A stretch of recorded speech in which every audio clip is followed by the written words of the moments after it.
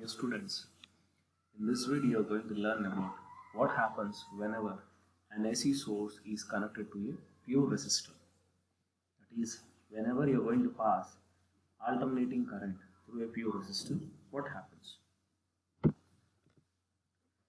Now here I have taken an alternating source whose EMF is equal to E0 sin omega t, which is connected with respect to a pure resistor. Now here EMF of the AC source is E equal to E0 sin omega t, where E0 is the maximum EMF.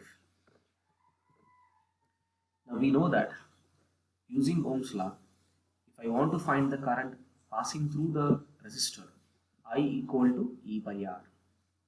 So what is E actually here? E0 sin omega t. So if you substitute here, it will become E0 by R into sin omega t.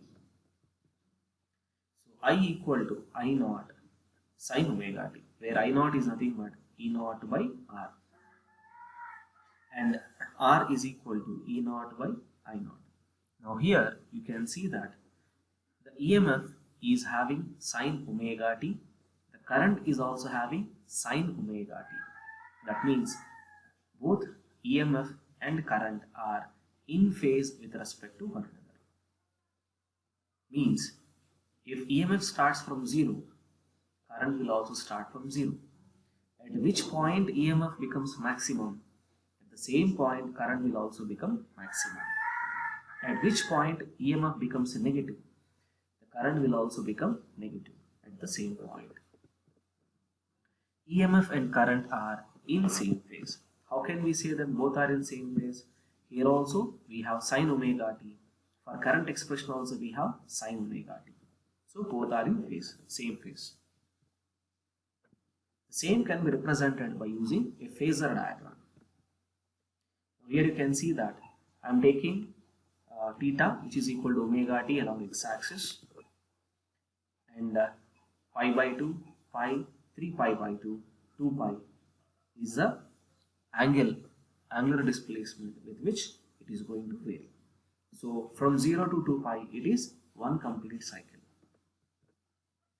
Now the same can be represented in the form of time period by taking omega as 2 pi by capital T and finding the value of t.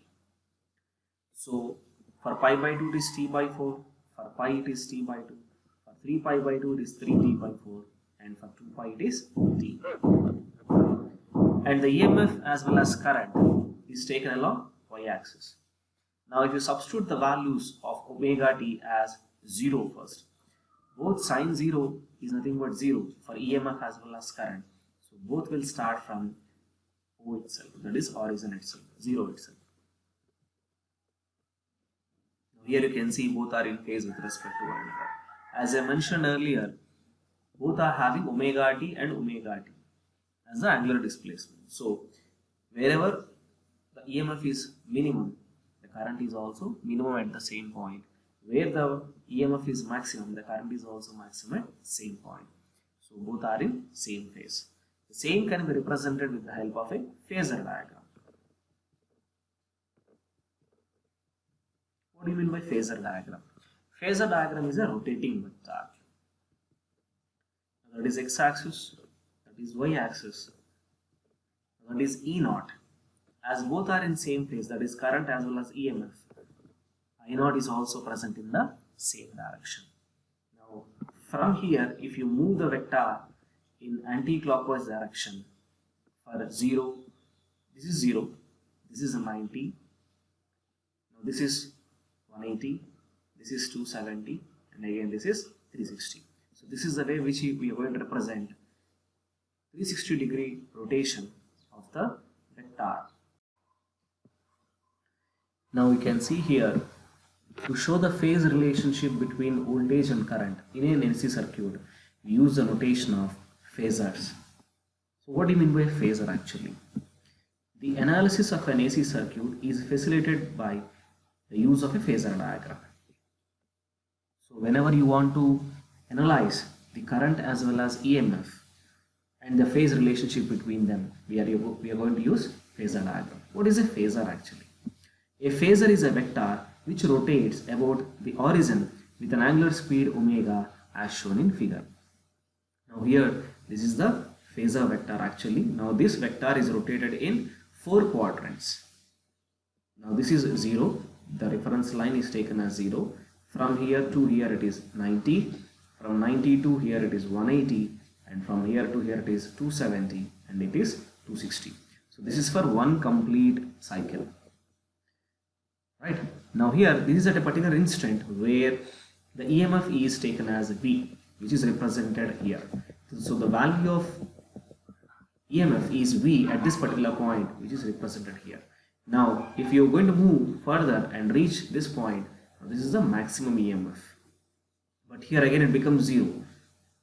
That is a pi point, that is for 180. Again if you move here, it is opposite, so again you have maximum amplitude, that is the maximum EMF.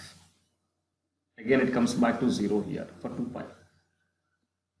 So the vertical components of phasor V and I represent the sinusoidally varying quantities V and I, that is small v and small I. The magnitude of phasors V and I represent the amplitude or the peak values Vm and Im of these oscillating quantities. So this is how we are going to use the phasor diagram.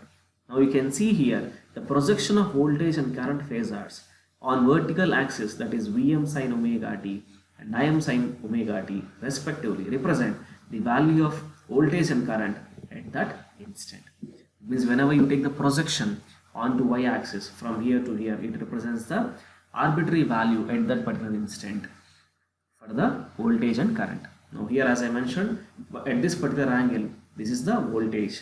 So it is taken by taking the projection along y-axis.